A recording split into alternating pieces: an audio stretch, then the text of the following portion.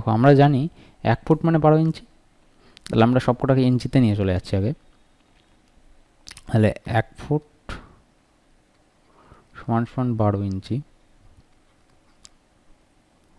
তাহলে 33 ফুট 4 ইঞ্চি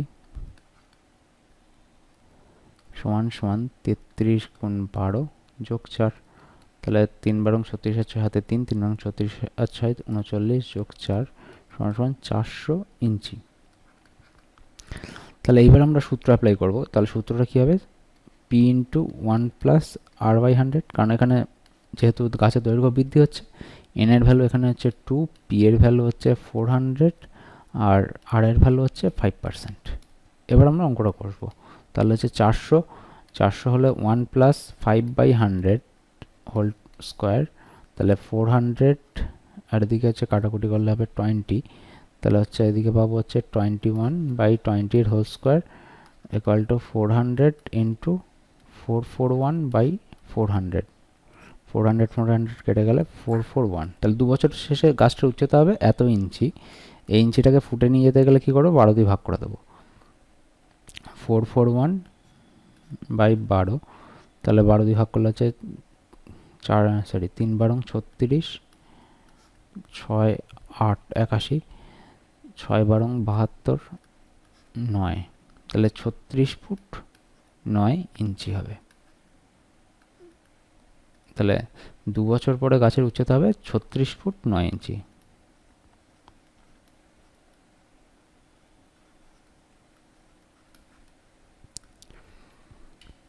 এটাকে যদি আমরা ডেসক্রিপটিভ মেথডে করি তখন কীভাবে করবো? দেখো এখানে বছরান্তে এখানে 33 ফুট 4 ইঞ্চির মানটা আমরা হিসেব করে নিচ্ছি। 33 ফুট 4 ইঞ্চি সমান সমান 400 ইঞ্চি, কারণ 1 ফুট মানে 12 ইঞ্চি। তাহলে দেখো এখানে হচ্ছে প্রথমে কী হবে না, প্রতি বছর প্রথম বছর, এটা হচ্ছে প্রথম বছর,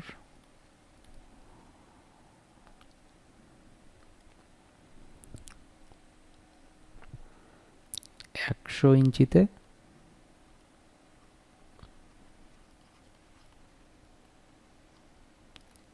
গাছের বৃদ্ধি হয়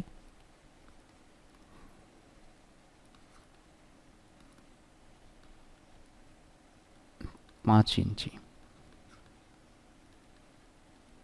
তাহলে 1 ইঞ্চিতে গাছের বৃদ্ধি হবে 5/100 ইঞ্চি। আর 400 ইঞ্চি থেকে বৃদ্ধি হবে প্রথম বছরের শেষে কতটা বৃদ্ধি হবে? 5 গুণ 400/100, কাটলে হচ্ছে 20 ইঞ্চি। অর্থাৎ প্রথম বছরের শেষে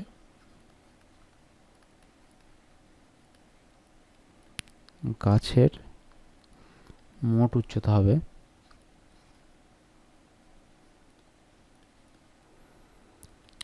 400 যোগ 20 সমান সমান 420 ইঞ্চি। এবার হচ্ছে দ্বিতীয় বছর। তাহলে দ্বিতীয় বছরে 100 ইঞ্চিতে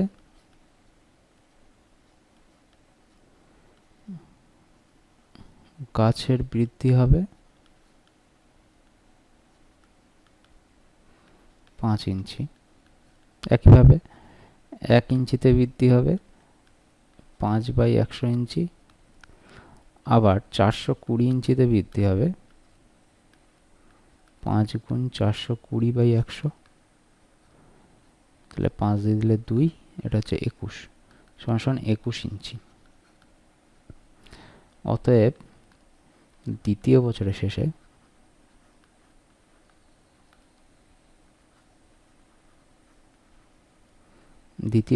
শেষে গাছটির মোট উচ্চতা হবে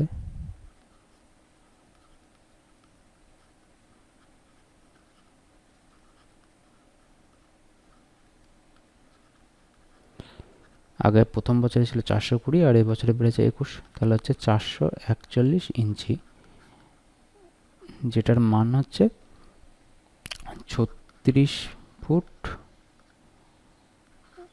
9 ইঞ্চি।